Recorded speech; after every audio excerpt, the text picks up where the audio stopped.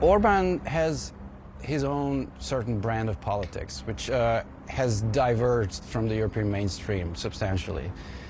If Europe thinks that is unsustainable, then they should be worried because it's not changing. The European Union has come to its senses, so to speak, deploying tools that it hadn't ever deployed before, withholding money, lots of money, up to 30 billion euros from Orban, conditioning it on improving the system.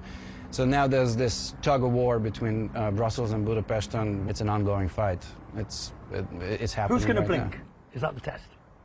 I think it's going to be a sort of, they give up part of their illiberal stance and they free up part of the money, and then we continue with the other parts.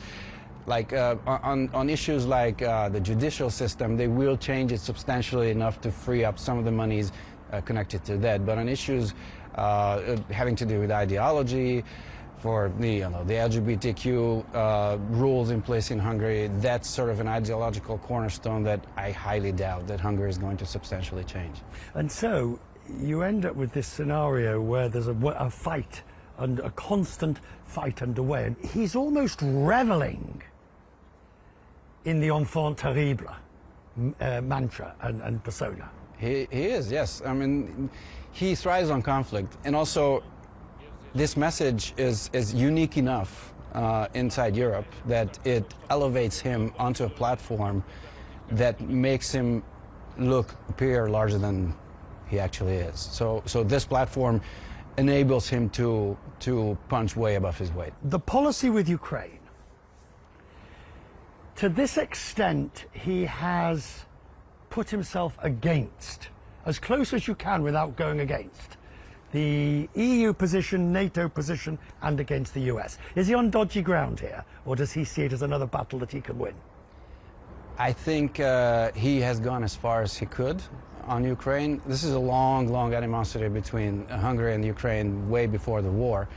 But the war obviously accentuated this animosity a great deal, to the point when Orban's loyalty to his alliances, NATO and the EU, have been questioned. So is Orban's policy an anti-Ukraine policy, or is it a pro-Russia policy?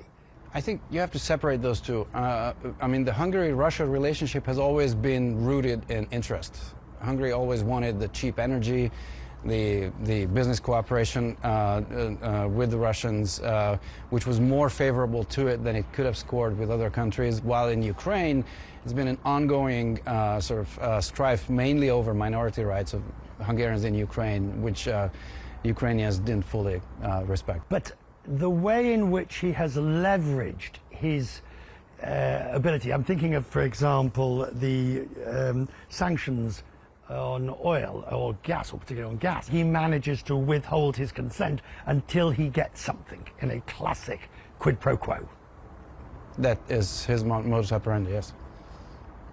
But on Ukraine, it's not as easy. I mean, the Ukraine war, in some sense, was unfortunate for Orban because he had a certain relationship with Ukraine and a certain relationship with Russia, and because those two countries went into war, now it looks like favoring one is, disfavoring the other, and the other way around.